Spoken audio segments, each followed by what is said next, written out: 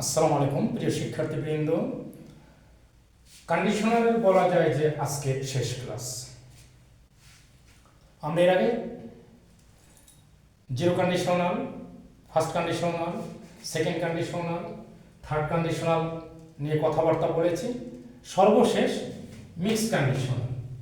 আসলে mixed conditional হচ্ছে unreal, যখন কোনো কিছু অবাস্তব যখন কথাবার্তা বলি, অবাস্তব কথাবার্তা বলে যদি কোনো শর্ত দেয়, সেটা হচ্ছে mixed conditional.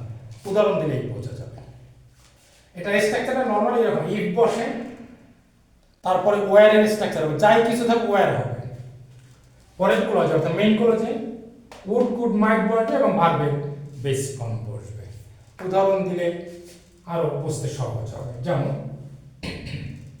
If I wire this, এই যে ইফ এবং ওয়্যারের স্ট্রাকচার আছে, I would help the poor, এবং এখানে আনরিয়াল আছে, অসম্ভব আছে, অবাস্তব কথাবার্তা আছে। ইফ আই ওয়্যার রিচ, আমি যদি ধনী হতাম, হতে পারি, আমি হইনি তো এখন, আমি কল্পনা করছি, আমি যদি ধনী হতাম, তাহলে এটা হচ্ছে মিক্সড কন্ডিশনের একটা। মিক্সড কন্ডিশন আর একটা, সেটার স্ট্রাকচারের শুরুতে হেড আসবে, হেডের পরে কিছু বসবে, ক্লজের বাকি অংশ বসবে, তারপরে মেইন ক্লজে হবে would have, could have, might have, যে কোনো একটি, আর ভিপিপি অর্থাৎ ভার্বের পাস্ট পার্টিসিপল। উদাহরণ দিই, had I the wings of a bird, I would have flown in the sky. অর্থটা শুনি, আমার যদি পাখির মতো ডানা থাকতো, আমি আকাশে উড়ে বেড়াতাম। এই হচ্ছে আমাদের কন্ডিশনালের পাঁচটা conditional: zero, first, second, third and mixed.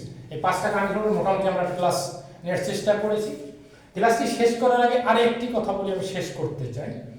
কেউ কেউ বা কোনো কোনো বইয়ে কিন্তু প্রথম যে জিরো কন্ডিশনাল আছে, অর্থাৎ if plus present plus present, তোমরা নিশ্চয়ই ভুলে যাও না, আর ফার্স্ট কন্ডিশনাল যেটা আছে if plus present plus future, এই দুইটাকে কিন্তু একই সাথে ফার্স্ট কন্ডিশনাল হিসাবে ধরে নেওয়া হয়।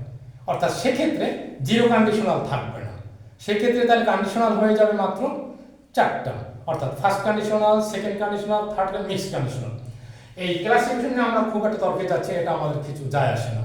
পাঁচটা হলে কি, চারটে হলে কি, আমরা স্ট্রাকচারগুলো যেন বুঝতে পারি, প্রত্যেকটা স্ট্রাকচার আমরা সুন্দর করে বুঝতে পারি।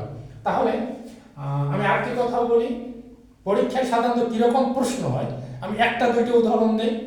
যেমন ইফ আই ওয়্যার দিস, এইটা দেখেই তোমাকে সিদ্ধান্ত নিতে হবে, ইফ এবং ওয়্যার থাকলে কি হয়, অসম্ভব কল্পনা হয়, মিক্সড কন্ডিশনাল হয়, তার স্ট্রাকচার পেন দেওয়া যায়, তাহলে কি হবে, উড, কুড, মাইট। এইখানে যে শূন্যস্থান থাকবে সেইগুলোকে আমি ঠিকঠাক মতো বসাতে পারি কিনা অ্যাকর্ডিং টু দিস স্ট্রাকচার। তাহলে আজকে এ পর্যন্ত, আমি তোমাদের কাছ থেকে আপাতত বিদায় নিচ্ছি। তোমরা ভালো থেকো, সুন্দর থেকো।